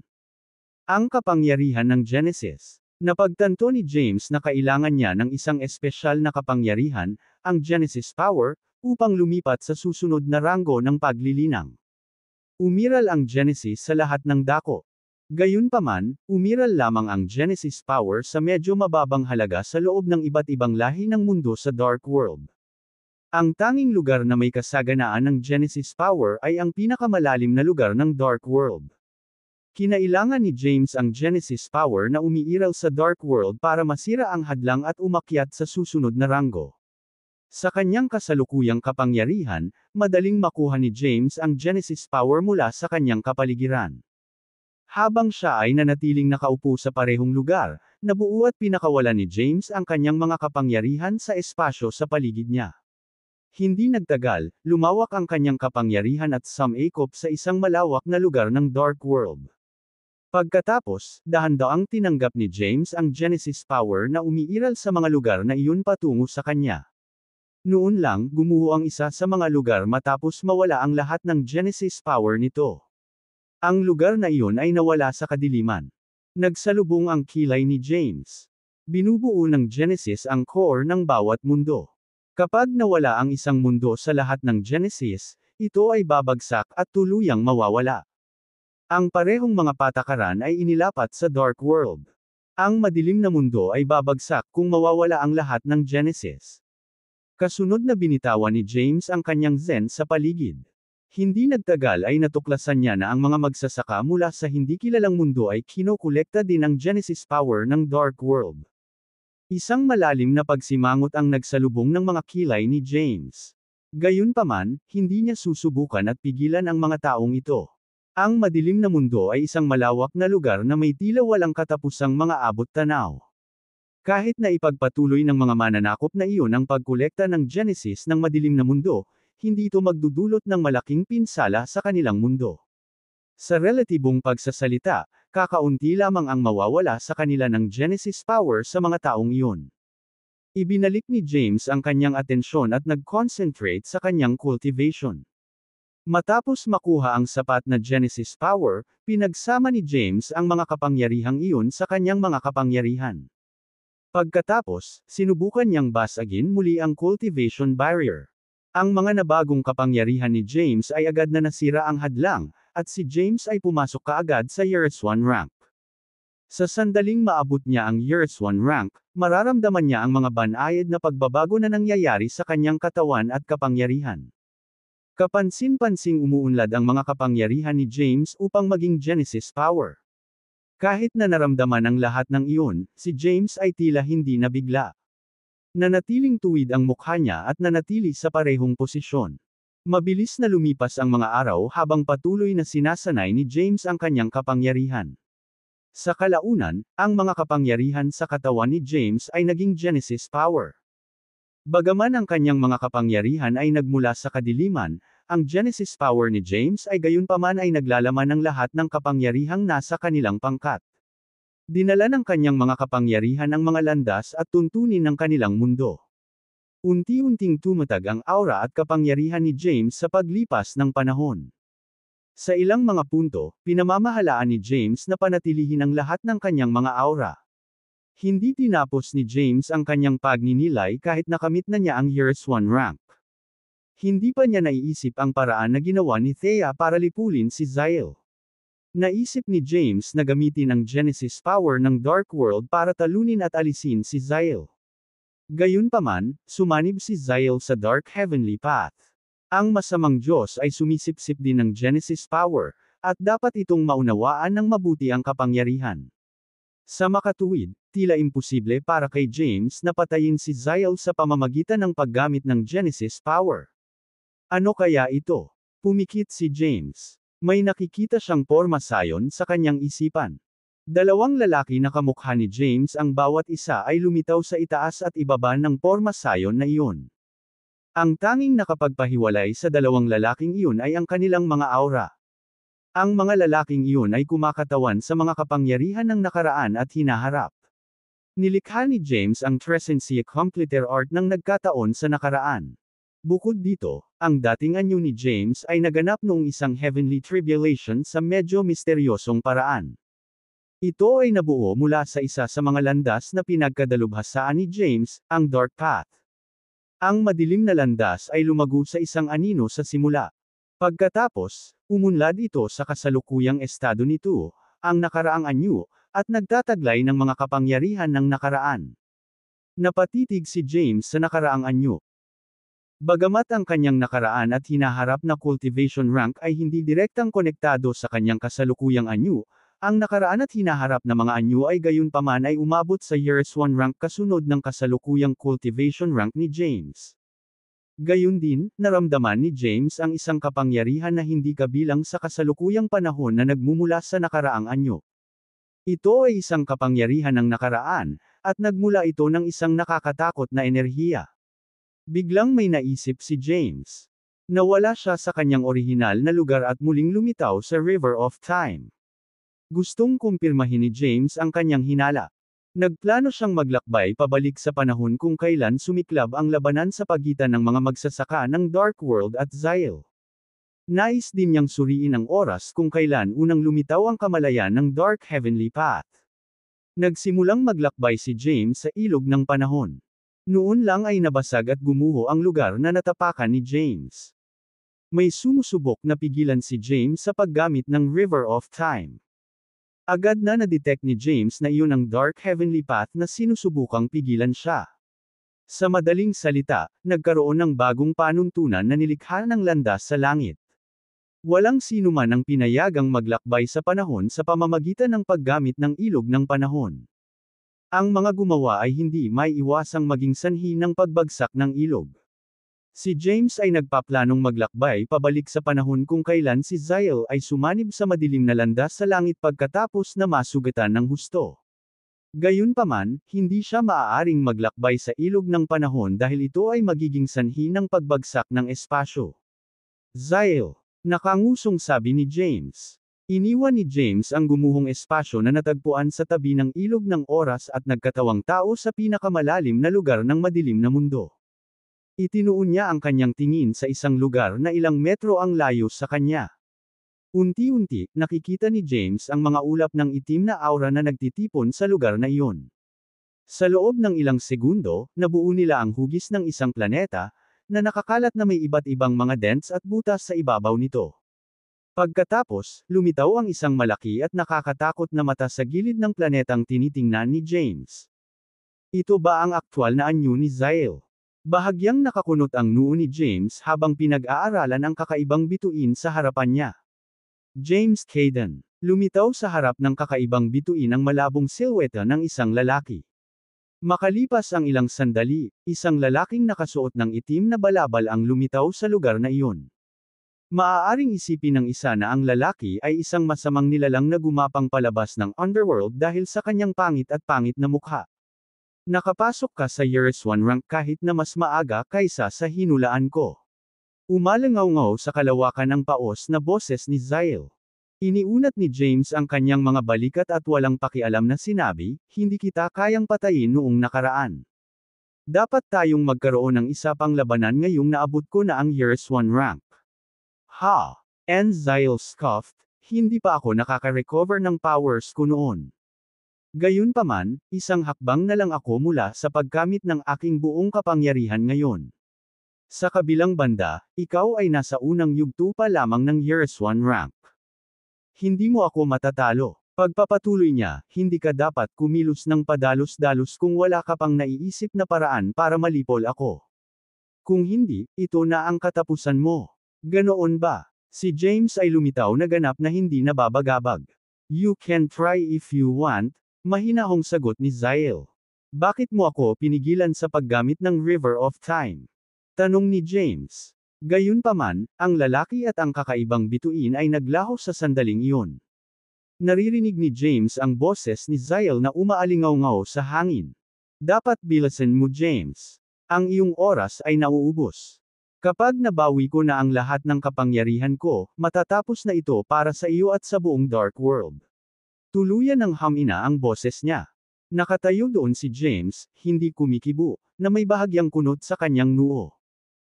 Sa kabila ng pagpasok sa Years 1 rank, hindi naglunsad ng pag-atake si James kay Zyle ngayon lang dahil hindi siya lubos na nakatitiyak na magagapi niya si Zyle. Nasaan si Thea ngayon? Walang maisip na posibleng sagot si James sa tanong na iyon kahit gaano pa niya katagal pinag-isipan ang issue. Maya-maya, nag-teleport si James at naglakbay sa dilim. Gumawa siya ng ilang haka-haka, ngunit hindi na niya ma-verify ang mga ito sa pamamagitan ng pag-access sa River of Time. Ang tanging pagpipilian na natitira para sa kanya ay ang maglakbay sa Dark World upang kumpirmahin ang kanyang mga hinala.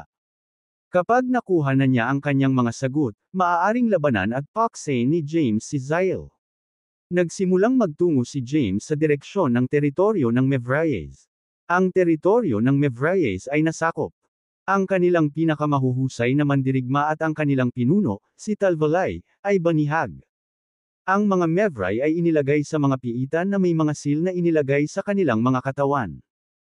Inilagay ng mga magsasaka mula sa hindi kilalang mundo ang mga Mevrai sa iba't ibang pagpapahirap upang ibigay sa kanila ang kaalaman ng kanilang mga primitive na inscription.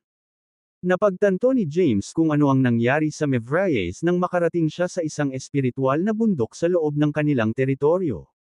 Nakita siya ng ilang gwardya, at mabilis silang sumugod kay James at pinalibutan siya. Gayunpaman, ang mga lalaking iyon ay likas na napaatras nang maramdaman nila ang walang pakiramdam na titig ni James. Umalis na. Isang alon ng napakalaking enerhiya ang lumabas mula kay James, na nilipol ang mga lalaking nakapaligid sa kanya sa isang iglap. Si James ay hindi nagpakita ng awa sa mga mananakop mula sa hindi kilalang mundo. Sa kanyang mga kamay sa kanyang likod, si James ay gumawa ng malalaking hakbang at kalmadong tinahak ang daan patungo sa pangunahing bulwagan sa loob ng teritoryo ng Mevrayes. Dumating ang isa pang grupo ng mga gwardya at sinubukang pigilan si James. Bago sila makalapit kay James, may mga kutsilyong nagmaterial sa kanyang aura at lumipad patungo sa mga gwardya. Agad na napatay ang mga gwardya habang sinaksak ang mga ito sa dibdib gamit ang mga kutsilyong iyon. Nang hindi na kailangang gamitin ang alinman sa kanyang iba pang kakayahan sa pagpirma, inalis ni James ang lahat ng mga gwardya at nakarating sa pangunahing bulwagan. Isang magsasaka mula sa hindi kilalang mundo ang naghihintay sa loob ng pangunahing bulwagan. Sa kasalukuyan, ang kanilang kaaway ay naglagay ng isa sa kanilang pinakamahusay na mga tao sa bawat isa sa mga teritoryo ng iba't ibang lahi. Pumasok si James sa pangunahing bulwagan at nakita ang pinuno ng mga mahiwagang magsasaka na ito. Sa isang sulyap, nakita ni James na naabot ng lalaki ang ika-9 na yugto ng Transcendental Bliss rank malapit na niyang makamit ang Years 1 rank. Ang cultivator mula sa hindi kilalang mundo ay nakatitig kay James na may mabangis na tingin. Hindi niya inaasahan na makikita ang isang miyembro ng madilim na mundo na malayang gumagala dahil lahat ng nilalang sa kaharian na iyon ay nasusupol na ng kanyang amo. Sino ka? Tanong ng lalaki sa malamig na boses.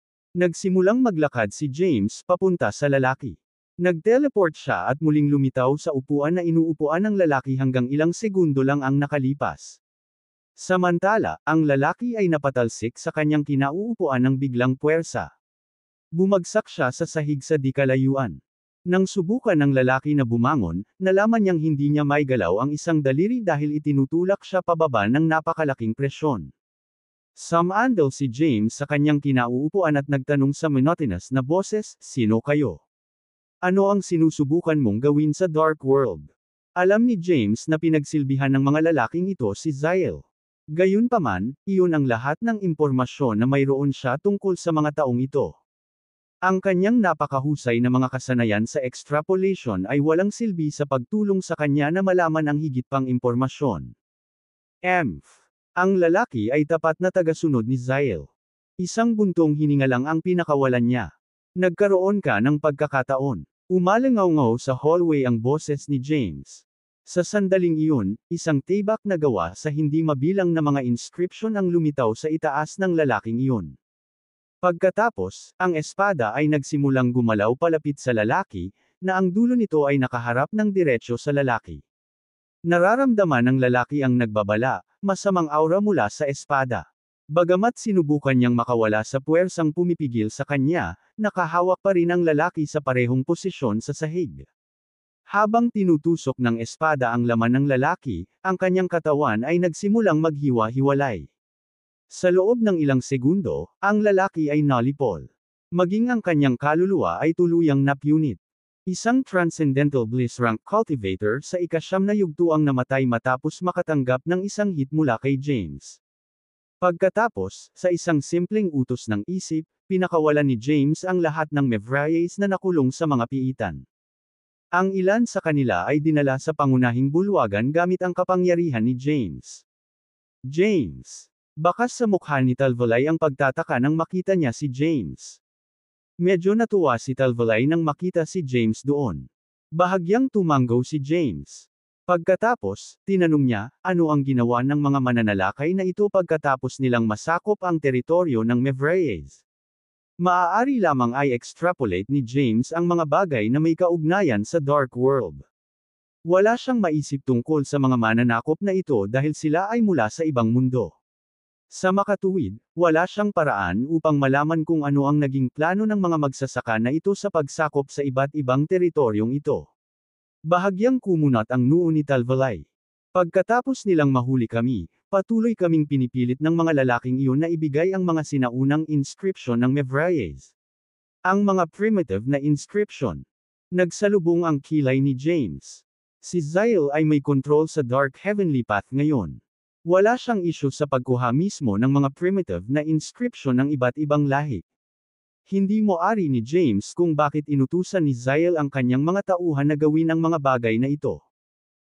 Ipinaliwanag ni Talvalay, gayon din, ang mga mananalakay na ito ay naghahanap at kinokolekta ang Genesis power na nakatago sa iba't ibang bahagi ng teritoryo ng Mevrayes. Nakikita ko. Tumango si James. Anong nangyayari sa mundo natin, James? Tanong ni Talvalay. Medyo nahihirapan akong ipaliwanag ang lahat. Bukod pa rito, wala kang magagawa para makatulong sa iyong kasalukuyang antas ng kapangyarihan at paglilinang. Pagkasabi nun, nag-teleport si James at umalis sa teritoryo ng Mevrayes. Sunod niyang tinungo ang mga Ansralo. Sa kasalukuyan, ang Ansarlos ay ang gitnang lugar ng madilim na mundo. Maraming mga sekta at grupo ang nagtayo ng kanilang mga base sa loob at paligid ng Ansarlos. Sa kasamaang palad, ang lahat ng mga lugar na iyon ay kinuha ng mga mananakop, maliban sa Human Universe. Dumating si James sa Human Universe. Pinakawalan niya ang kanyang Zen at halos agad na nakita ang aura ng mga hinahanap niya. Pagkatapos, nagsimulang maglakbay si James sa direksyon ng mga aura na iyon. Sina Winton at Zella ay nanirahan sa isang espiritual na bundok na matatagpuan malapit sa Mount Bane. Sa loob ng isang magandang mansyon, nakaupo si Winton sa sahig habang ginagawa niya ang kanyang pagsasanay. Napapaligiran siya ng napakalawak na aura. Samantala, si Zella ay nagpapahinga sa isang upuan sa malapit habang siya ay nakatingin sa malayo. Ang matikas, napakarilag na ginang ay isang taong nakasilip sa hinaharap gamit ang kanyang mga kakayahan sa propecia. Whoosh! Isang sinag ng liwanag ang damapo sa mansyon. Makalipas ang ilang segundo, lumabas si James sa liwanag. Tumigil si Winton sa pagsasanay nang makita niyang si James iyon. Tumayo siya at lumapit kay James na may maaraw ng ngiti sa labi. Bumalik ka na James. Bahagyang tumanggo si James. Tumayo si Zella sa kinauupuan niya at lumapit kay James. Binati niya ito ng malumanay, "Hi, James." Bahagyang bumantong hininga si Winton. Pagkatapos na salakayin ng mga magsasaka mula sa hindi kilalang mundo ang madilim na mundo, halos lahat ng iba't ibang teritoryo ay nahulog sa kanilang mga kamay. Ang Human Universe ay ang tanging exception. T ay dumating ng eksakto para sa isyong ito. Ibinaling ni James ang tingin kay Zella. Kailangan kong tulungan mo akong suriin ang ilang bagay sa pamamagitan ng paggamit ng iyong kakayahan sa propecia. Naguguluhan ang ekspresyon ni Zella. Makakatulong ako kung para sa ibang bagay. Ang hinihiling mo ay tumatalakay sa mas komplikadong antas ng mga kapangyarihan. With my current powers, hindi ko na ito makikita. Binitawan ni James ang kanyang Zen at naramdaman niyang nakarating lang si Zella sa Martial Celestial rank. Ayos lang. Si James ay tila hindi nahirapan kahit kaunti. Itinaas niya ang kanyang kamay at gumawa ng ilang misteryosong inscription. Naakit ng mga inscription ang madilim na Genesis at ang kapangyarihan ng langit at lupa nang pumasok sila sa katawan ni Zella sa gitna ng kanyang mga kilay. In a flash, mabilis na tumaas ang aura, powers, at cultivation ni Zella. Tumulong si James na itaas ang ranggo ng cultivation ni Zella sa pamamagitan ng kanyang mahusay na pagmamanipula sa mga landas. Ang kanyang cultivation rank ay napunta mula sa Martial Celestial rank hanggang sa unang yugto ng Transcendental Bliss rank sa loob lamang ng ilang minuto. Gayunpaman, iyon ay hanggang sa matulungan ni James si Zella. Para sa mga antas sa loob at higit pa sa Transcendental Bliss rank, si Zella ay kailangang magtrabaho sa pag-level up ng mag-isa. Si Zella ay parehong nabigla at nasasabik nang maramdaman ang pagpapabuti ng kanyang mga kapangyarihan at paglilinang. Kasabay nito, nagkaroon ng karma si James nang lumabag siya sa mga batas ng kanilang mundo at tumulong na mapataas ang ranggo ng cultivation ni Zella. Sa kabutihang palad, nakamit ni James ang Years 1 rank at nakabisado ang Karma Path. Mabilis niyang inalagaan ang karma nang walang anumang pinsala. Bakas sa mukha ni Winton ang pagkataranta. Hindi niya inasahan na naging napakalakas ni James na halos agad-agad siyang makagawa ng Transcendental Bliss Rank Cultivator.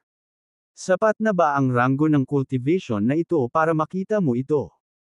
Tanong ni James. Ma'am, tumango si Zella. Umupo siya sa sahig at nag-conjure ng isang formation sa harap niya. Naobserbahan ni James ang extrapolation formation na ginawa ni Zella. Kabisado niya ang bawat primitive na inscription na umiiral sa Dark World. Nakita pa ni James ang mga inscription ng Dark Heavenly Path noon. Gayunpaman, ang mga inscription na ginawa ni Zella ay lampas sa antas ng kaalaman ni James. Ano ang gusto mong suriin, James? Tanong ni Zella. Pinag-isipan ito ni James at sumagot, maaari mo bang muling likhain ang mga eksena noong nagawang sakta ng mga cultivator ng Dark World si Zyle? Pagkatapos, si Zyle ay sumanib sa Dark Heavenly Path, at isang kamalayan ang isinilang sa loob ng Dark Heavenly Path. Walang ideya si Zella kung sino si Zyle, at ito ang unang beses niyang marinig ang tungkol sa mga bagay na ito na may kaugnayan sa Dark Heavenly Path. Gayunpaman, sinubukan niyang gamitin ang kanyang kapangyarihan upang muling likhain ang mga eksenang ito sa pamamagitan ng extrapolation formation. Hindi nagtagal, nakita ni Zella ang malabong mga imahe sa kanyang isipan. Habang unti-unting lumilinaw ang mga larawang iyon, isang misteryosong enerhiya ang tumama sa extrapolation formation, na nabasag ito sa isang iglap. Si Zella ay umubo ng dugo at bumagsak dahil naapektuhan din siya ng enerhiyang iyon. Ayos ka lang ba? Mabilis na tinulungan ni Winton si Zella na makatayo. Naningkit ang mga mata ni James. Si Zyle naman. Ginagawa na naman niya ang mga bagay na ito. Pinunasan ni Zella ang dugo sa gilid ng labi niya. Ngumiti siya nang may paghingi ng tawad. Pasensya na, James. Nagsisimula akong makakita ng ilang mga larawan ngayon, ngunit ang kakaibang enerhiya na iyon ay huminto sa akin bago ko ito magawa. Alam ko. Naramdaman ko rin, sagot ni James. Ramdam niya na kagagawan iyon ni Zyle. Anong gagawin natin ngayon? Tanong ni Winton. Sabi ni James, paulit-ulit na ginagawa ito ng lalaking iyon para pigilan akong matuto patungkol sa pangyayaring iyon. Marami na akong naisip na paraan para matalo siya. Ha? Medyo nalilito si Winton. Ano bang nangyayari ngayon? Sino si Zyle? Manatili ka rito. Isasama ko si Zella saglit. Kinuha ni James si Zella at nag-teleport. Itinago ni James ang kanyang aura at naglaho kay Anserlos. Kahit si Zyle na may control sa Dark Heavenly Path ay hindi alam kung nasaan si James. Sa lahat ng panahon, si James ay isang taong lampas sa kontrol ng Dark Heavenly Path. Kahit na palagi siyang naninirahan sa madilim na mundo, hindi na itala ang pag-aral ni James sa landas ng langit ng madilim na mundo. Sa makatuwid, nagkaroon ng access si Zyle sa halos bawat piraso ng impormasyon tungkol sa madilim na mundo pagkatapos ng pagsasanib sa landas ng langit nito, maliban kay James. Sa isang tahimik, tiwangwang na lugar ng Dark World, isang bola ng liwanag ang lumitaw ng wala saan. Ang liwanag nito ay unti-unting lumabo. Sa loob ng bola ng liwanag ay isang maliit na mundo na nilikha ni James. Sa loob ng espasyong iyon, maiiwasan ni James ang pagtuklas ni Zyle at magpatuloy sa kanyang mga plano. Dinala rin si Zella sa espasyong iyon. Nagtataka niyang tanong, bakit mo ako dinala dito, James? Ginawa ni James ang kanyang pagbuo, na binubuo ng lahat ng mga inscription ng Dark World's primevals. Ang pagbuo ay nagdala ng hindi kilalang, makapangyarihang enerhiya. May isang figure sa itaas at ibaba ng porma sayon. Sila ang nakaraan at hinaharap na mga anyo. 2/3. May pagtataka sa mga mata si Zella habang pinag-aaralan ang porma sayon at ang dalawang anyo na iyon.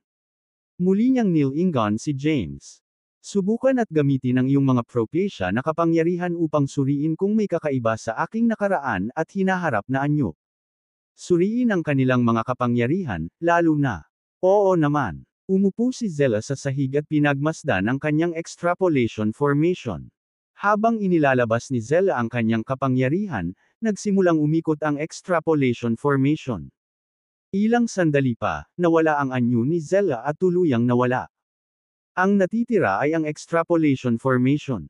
Pinagpatuloy ni James ang pagtitig sa porma sayon hanggang sa tuluyang maglaho at si Zella naman ang pamwesto sa pwesto nito. Napatingin si James kay Zella. Paano nangyari?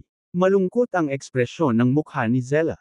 Ginamit ko ang aking kapangyarihan upang mag-isip tungkol sa Trescentia Compliter at ang tatlong kapangyarihan nito ng nakaraan, kasalukuyan, at hinaharap. Nalaman ko na ito ang pinakamalakas na kapangyarihan na nalikha sa Dark World. Ito ay umiral dahil sa Dark Heavenly Path. Nagpatuloy siya, natuklasan ko rin ang maraming bagay na may kaugnayan sa Zyle at sa Dark Heavenly Path. Tanong ni James sa sabik na boses, ano ang natuklasan mo? Sagot ni Zella, noon, nagawa ng mga cultivator ng Dark World na saktan si Zyle sa pamamagitan ng pag-trigger sa Dark Heavenly Path. Nasa bingit ng tuluyang mapuksa si Zyle sa puntong iyon. Sa sandaling iyon, sumanib si Zyle sa Dark Heavenly Path para mabuhay. Gusto niyang kontrolin ang Dark Heavenly Path. Ang isang kamalayan ay ipinanganak sa loob ng madilim na landas sa langit bilang tugon doon. Simula noon, ang Dark Heavenly Path ay naghahanda na ng plano para tuluyang maalis si Zyle. Nasa Heavenly Path ang lahat ng impormasyon tungkol kay Zyle simula nang nakipag-ugnay siya dito.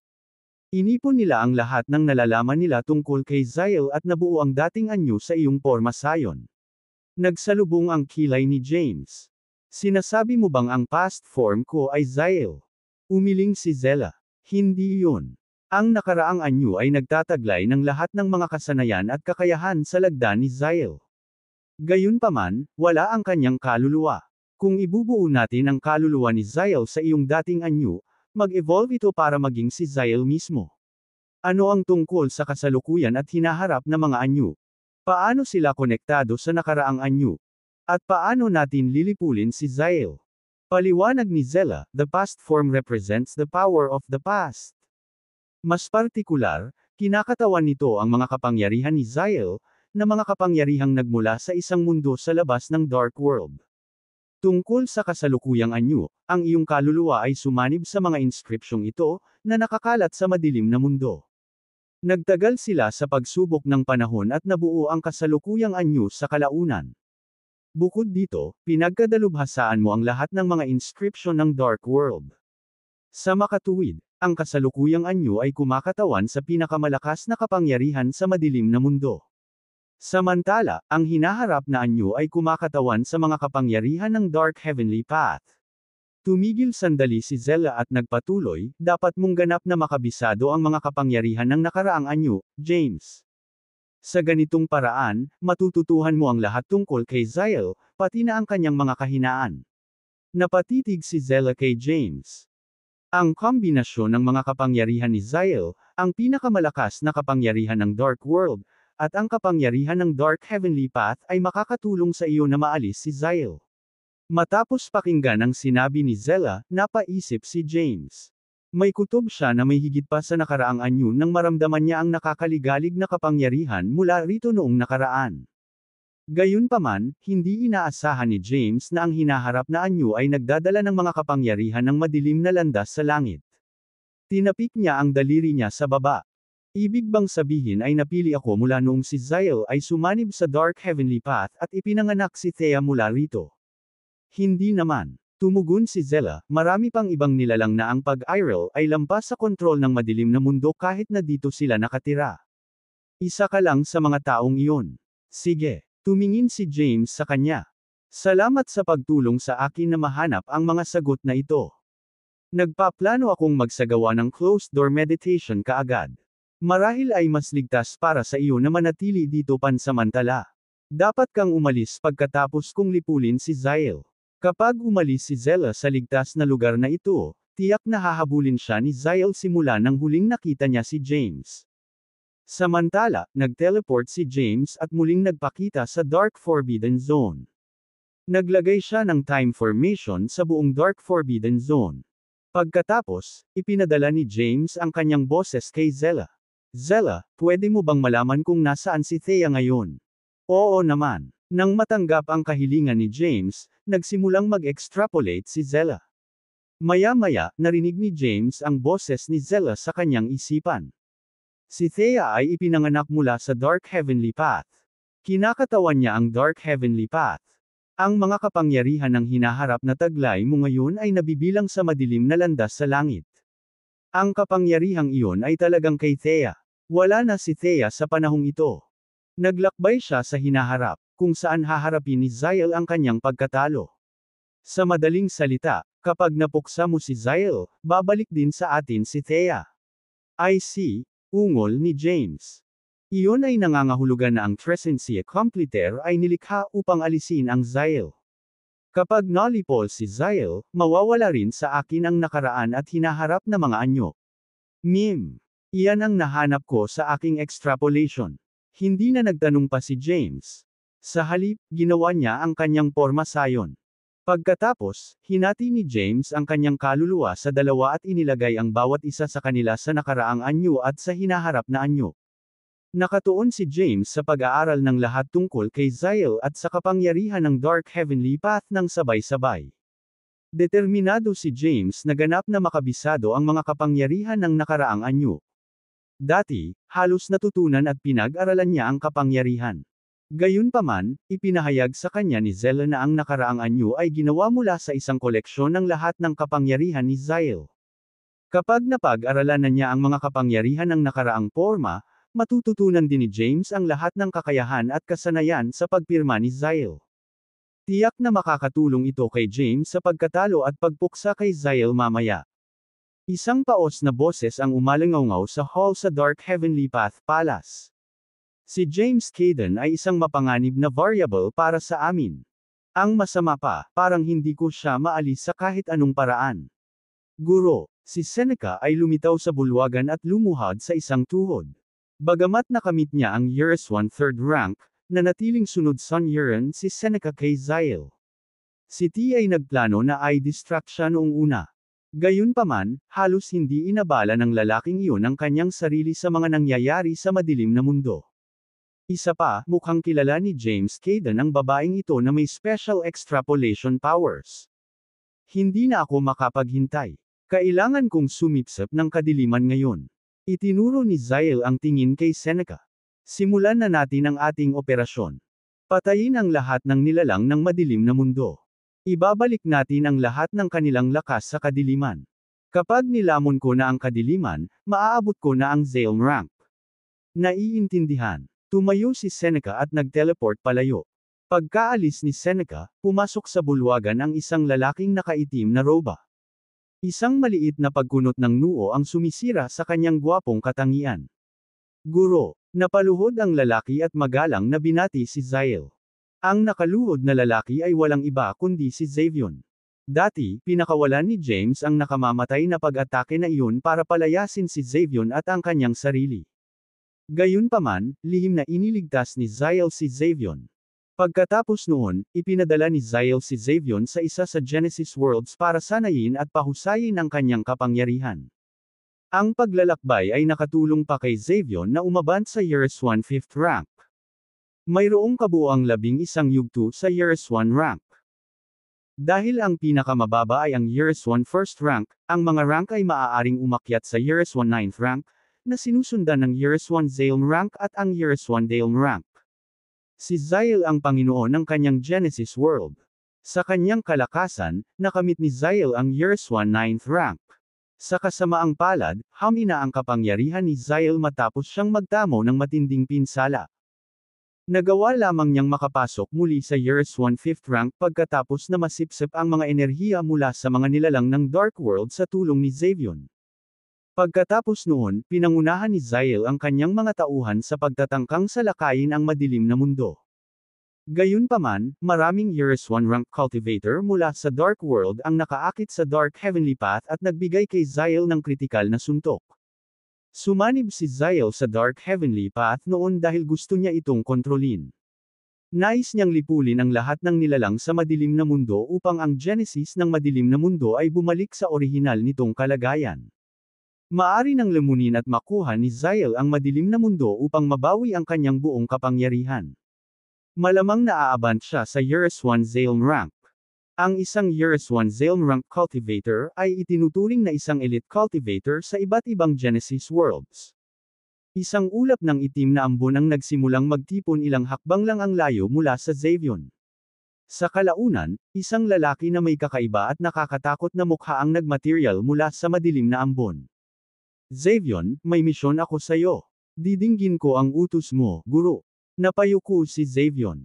Sa madilim na mundo,